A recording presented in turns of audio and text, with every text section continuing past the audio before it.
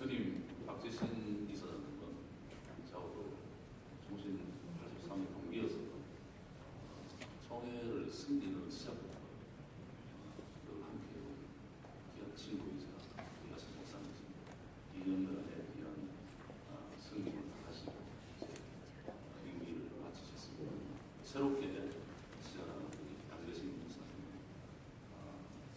선교에 있어서 너무너무 좀 뜨겁게 열정적으로 섬기시는 귀한 목사님이신데 이번에도 하나님의 성도의 인도성 속에 이사장으로 이렇게 택함을 받고 2년간 봉사하셨고 주의 성령께서 우리 양 목사님과 또 함께 우리 모든 교우들에게 은혜를 베풀으셨습니다. 넉넉하게 감당할 수 있는 은혜가 올 줄 믿습니다. 백부의 총회를 마치고 이제 첫날 행사는 몇 군데가 있었습니다만 이 GMS는 특별한 애정이 있는 곳입니다. 저도 선교에 상당히 미쳐 있어서 교회의 모든 재정을 박재신 목사님이 하는 거 따라한다고 정말 열심히 쫓아다녔습니다. 그런데 하나님께서 GMS 이사장으로 안 보내시고 교단 성리는 쪽으로 보내셔서 그쪽으로 이제 봉사를 하게 되었습니다. 우리가 살고 있는 이 시대는 하루가 다르게 엄청난 속도로 좀 변화되고 있습니다. 현재 총중위의 위원장으로 섬겼던 그 여동열 목사님께서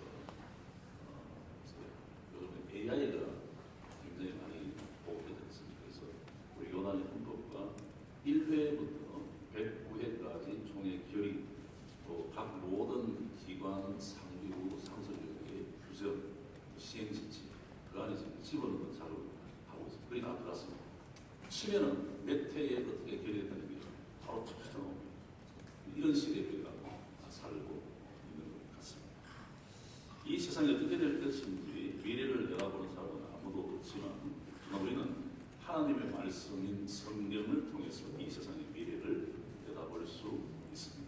다니엘서를 보면 바벨론 왕 느부갓네살 때부터 이 세상 끝날까지 인류 역사가 어떻게 진행되리라는 것을 다니엘 선지자를 통해서 매우 구체적으로 예언해 주셨습니다. 결론의 말씀이죠. 오늘 본문은 이 세상에 어떤 날에 큰 환란이 있고 생명책에 기록된 사람들 반드시 구원받는다. 그리고 부활과 복음을 전하는 사람들이 영광을 받을 것에 대하여 기록하고 있습니다. 그 내용 1절 말씀에 보면 미가엘이라고 하는 천사가 나오는데 악마와 싸우는 천사죠. 환란 중에 있는 하나님의 백성들을 구원하기 위해서 마귀와 싸우는 군대장과 같은 천사. 이 미가엘을 아무도 이길 수 없습니다. 요한계시록 12장에 보면 미가엘 천사가 전쟁하는 이야기로 쭉 이어집니다. 하늘에 전쟁이 있으니 미가엘과 그의 사자들이 용으로 들고 싸우세 용과 그의 사자들도 싸우나 이기지 못하여 다시 하늘에서 저희 있을 것을 먹지 못한다. 이 싸움은 영적 싸움이죠.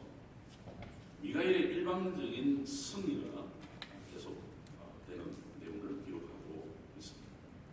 그러면서 매우 큰 환난이고 과거에도 없었고 이후에도 두 번 다시 없을 무서운 환난이라는 것을 언급합니다. 그러나 하나님께서 택하신 백성들을 구원하기 위하여 그날들을 감해 주시겠다. 이 마지막 환난은 마귀가 자기의 때가 얼마 남지 않은 사람이고 세후의 바다가 가는 가장 무서운 환난입니다. 오늘 이 세상이 돌아가는 것을 보면 마귀가 이기는 것처럼 보이지 않습니까? 세상이 점점 타락하고 사람들이 완악해지고 죄악이 반영하고 하나님이 없는 것처럼 보입니다. 마귀가 득세하는 것처럼 보입니다. 그러나 이들의 세력이 아무리 크게 보여져도 강하게 보여져도 결국은 망하는 것입니다.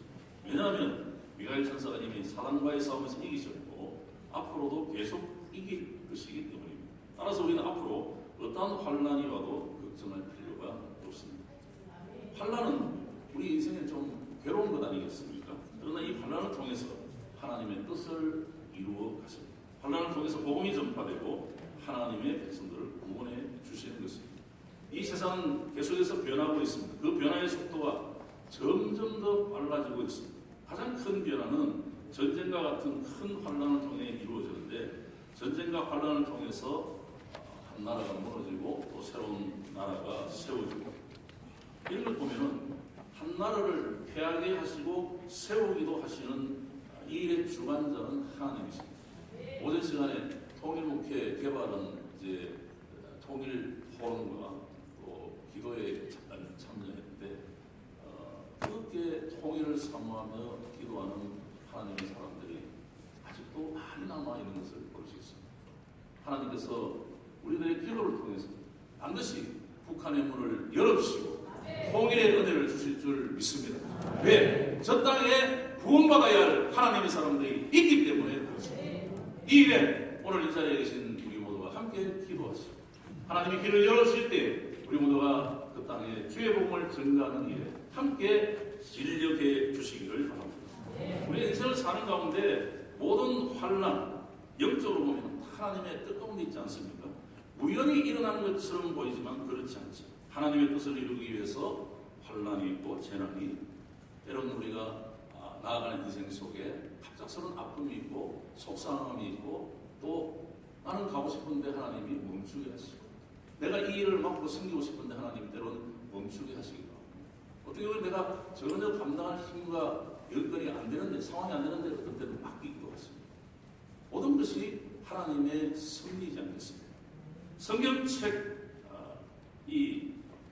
생명의 책에 기록된 사람만 구원을 얻고 천국에 들어감을 성경은 다시 한번 말씀하는데 이 생명책에는 종족 단위로 지역 단위로 국가 단위로 기록된 것이 아니라 정확하게 개개인의 이름으로 쓰여져 있다는 것입니다. 생명책에 기록된 사람은 어떤 환난 핍박이 있어도 우리 하나님이 이기도록 해주시면 반드시 구원해 주시는 것입니다. 이 생명책에 기록된 사람은 단 한 사람도 빠짐없이 구원해 주시는데 창세전에 택하신 자들은 모두 예수 믿게 하시는 거죠. 과거에 이런 환난을 당했음에도 불구하고 그 마음이 강팍하여서 하나님께 돌아오지 않았던 사람이라도 마지막 환난 때에는 다 돌아오게 될 줄로 믿습니다. 하나님께서 환난을 통해 하나님의 백성을 훈련시키고 성결케 하시고 그 믿음을 강하게 하시는 줄 압니다. 3절 말씀해 보니까 많은 사람을 옳은 대로 돌아오게 앉아 하나님께로 돌아오게 앉아 별과 같이 영토록 빛나리라 그랬습니다. 세상 사람들이 알아주지 않아도 고생이 되어도 이 땅을 떠나서 이민족에게 가서 복음을 증거하는 주의 종 택한 백성들을 하나님께로 돌아오기 위해서 삶의 전 생애를 바치는 귀한 우리 선교사님 가장 큰 영광을 얻게 될 줄 믿습니다. 하나님께서 우리에게 상받을 일을 할 수 있는 기회를 주셨습니다. 십자가의 도가 멸망하는 자들에게는 미련하게 보이지만 전도에 미련한 것으로 믿는 자들을 구원하시기를 기뻐하시는 것입니다. 따라서 믿는 자에게는 십자가의 도가 구원을 얻게 하시는 하나님의 능력이죠. 중국 최초의 복음을 전한 분이 이제 제가 찾아보니까 스코틀랜드 장로교회 로버트 모리슨 선교사님이라는 분의 이름을 보게 되었습니다. 이분은 1787년 1월 7일 스코틀랜드 혈통을 이어받은 기독교 가정에서 태어났는데 이분이 이제 육성장하고 1807년 1월 8일 목사안수받고 이제 25세의 젊은 나이로 중국을 향하였습니다. 그렇게 중국 땅을 사랑하며 그곳에 도착했는데 아무도 환영하지 않았죠. 그 당시에 중국에는 외국인에게 중국어를 가리키다가 발각되면 사형 처할 정도로 아주 폐쇄적인 완고한 그런 정책을 썼는데 이 모리슨 선교사님은 2명의 캐톨릭 예종자로부터 중국어를 비밀스럽게 배워나 본격적으로 이제 중국 선교를 하기 위해서 중국 내륙으로 옮겼지만 그 당시 외국인의 거주와 이동의 제한 때문에 중국 사람들을 접촉하는 것 자체가 어려웠습니다.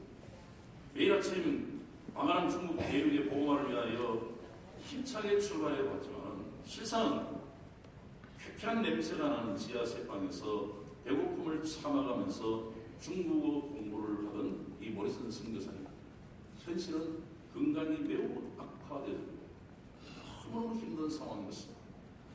그 누구도 자신에게 우호적이지 않는 절대 고독감과 언제 추방될지 모르는 불안감, 모리슨은 이와 같은 최악의 상황에서도 이 대륙에 남아서 주의 복음을 전가하기 위하여 그 당시 동인도 회사에 취직하고 숨거둘 때까지 그곳에서 통역으로 근무하면서 성경 번역에 힘을 다해서 1815년 중국어 신약 성경을 출간하게 됩니다. 모리슨의 이런 무모한 중국 선교에 비판적인 시각을 갖고 있었던 어떤 분이 이렇게 물었습니다. 당신이 중국에서 조금이라도 영향을 끼칠 수 있다고 생각하십니까? 질문했는데 모리슨은 중국 선교에 대하여 담대하게 말했습니다. 그렇다고 생각합니다. 저는 아무것도 할 수 없습니다. 그러나 하나님은 하실 수 있습니다. 그래서 이 중국어 한문 성경을 들고 이제 번역을 해놓으니까 그 후에 들어온 선교사님들이 그 한문 성경을 들고 중국 곳곳으로 들어가기 시작합니다. 그런 가운데 1865년 9월 13일 이제 파괴될 때 특히 백령도에 한 3개월 정도 들어가게 되는데 백령도의 도무진이라는 곳에 이 토마스 선교사님이 한문 성경을 들고 우리나라에 들어오셨습니다. 한국 사람에게 최초의 복음이 적힌 성경이 전달되어 있습니다. 그리고 1년 뒤에 토마스 선교사는 한문 성경을 가슴에 안고 대동강에서 순교하게 토마스 선교사가 건네준 성경 중 3권이 책 7양이라고 하는 사람 손에 넘어갔는데 이 사람은 성경이 검서라고 하는 것을 알고 그걸 묻고 당시 평양주사 박영식에게 주었는데 그 당시 종이가 아주 귀했기 때문에 평양주사였던 박영식은 그 성경을 한 장씩 뜯어서 자기 집 도배지로 사용했습니다. 결국 그 집안의 벽은 온통 성경으로 도배되어진 것입니다. 들어가도 나가도 누워도 성경 말씀을 자동으로 읽게 되었습니다. 신명기의 말씀처럼 문설주와 인방의 말씀을 붙임으로 자기도 모르게 하나님 말씀에 순종하는 사람이 되었습니다. 결국 박영식은 예수님을 영접하고 구원받았습니다. 박영식에게 성경을 넘겨주었던 최치량 이분도 그 집을 출입하면서 말씀을 읽게 되었고 그리스도인이 되었습니다. 이후에 그 집은 기독교 역사에 아주 중요한 집이 됩니다. 이 집이 1907년 평양 대부흥운동이 시작된 토마스 선교사가 순교한 지 42년 되던 그때에 이제 평양 장대현 교회의 전신인 평양 최초의 교회인 널다리골 교회가 되었기 때문입니다. 평양 대부흥의 운동은 오늘 한국 교회를 있게 한 운동령입니다. 장대현 교회를 세운 것은 토마스 선교사님의 피 흘림이 있었기 때문이고 이것은 또한 자신의 삶을 송두리째 중국 선교에 바쳤던 로버트 모리슨 선교사의 헌신으로부터 출발한 것입니다. 하나님의 나라와 그의 의를 위하여 애쓰는 모든 분들의 수고가 결코 헛되지 아니하다는 사실을 명심해 주시기를 바랍니다. 복음을 전하는 말보다 더 아름다운 말은 없습니다. 이 세상에서 가장 고마운 사람은 우리에게 복음을 전해주어서 예수 믿게 만들어준 분입니다. 이런 분들에게 하나님께서 아름다운 것으로 상급으로 역사하여 주실 줄 믿습니다. 우리가 복음을 전하는 일과 선교하는 일에 예외가 될 수 없습니다. 직접 선교사가 되든지 선교사를 돕든지 우리 모두가 선교하는 데에 함께 힘써 동참해 주시기를 바랍니다. 우리 앞에는 창세 이후로 없을 큰 혼란이 다가오고 있습니다. 이 혼란은 우리를 괴롭게 하기 위한 혼란이 아니고 이 혼란의 목적은 하나님의 백성을 돌아오게 하기 위해서입니다. 우리가 땅까지 그리스도의 복음을 증거하고 마지막 환란이 끝나면 예수님께서 재림하실 줄 믿습니다. 그러면 이 세상 나라는 끝나고 이 땅에 그리스도의 나라가 세워질 것입니다. 그러므로 우리가 할 일은 복음을 증거하는 선교하는 일에 우리 새로 취임하시는 양대식 목사님과 함께 힘있게 동력하는 우리 모두가 되기를 주의 이름으로 축복합니다. 기도하겠습니다. 오늘 오신 하나님 영광을 받으시고 양대식 목사님과 함께 마지막 시대에 주님이 주신 사명 감당하는 저희들 되게 하여 주시옵소서. 예수님 이름으로 기도하옵나이다. 아멘.